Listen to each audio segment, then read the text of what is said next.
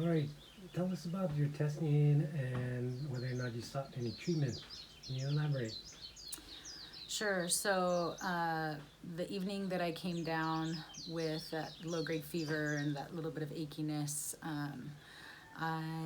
it was a Saturday night. So by Sunday, I was really eager to get answers because I quarantined myself as of Saturday night, and I wanted to go. I didn't think that it was a coronavirus or COVID-19 at that time, and I really wanted to prove it. So I was calling all around. I spent hours on the phone and put my number into callback systems with my primary care system and everything, trying to get a test. And so by Monday morning, still not sure if I could get a test. I drove myself to my clinic and was swabbed in my car, but I was swabbed for flu A and B. I was swabbed for a respiratory panel, which would test for a lot of different kinds of common viruses that cause common cold symptoms, and was told that I didn't meet criteria for a COVID-19 test, and this was likely a common cold. My symptoms were more consistent with that, and I didn't meet the criteria. They weren't going to do it, and I'm not sure. I believe the test wasn't really available at that time. I know there were a limited number, and they still were looking at where you traveled and what your exposures were, and I didn't meet that criteria necessarily.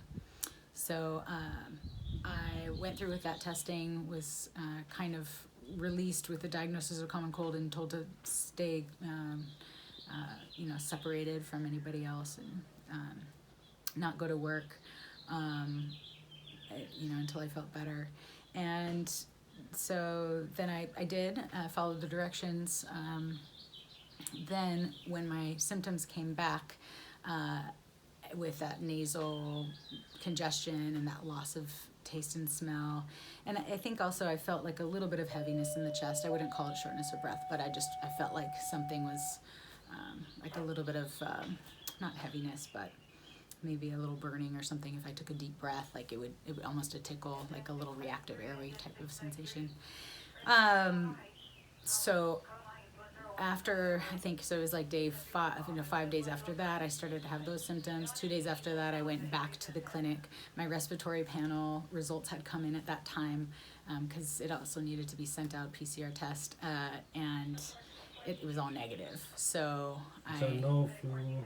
so negative flu A, negative flu B, negative respiratory panel, which I'm not exactly sure all of what they test for, but common things like rhinovirus, RSV, other kinds of coronaviruses that we're familiar with. So all of those other kinds of common things that we know how they act and how they respond to treatment and have good idea about time frames, all of that was negative. So that was concerning for me. The strange course of illness plus a negative respiratory panel. So I went back to my clinic and I said, really would like this test. And I really want to go back to work, and I need to know, can I go back to work once I feel better, or do I, really need to stay out because this is maybe COVID-19?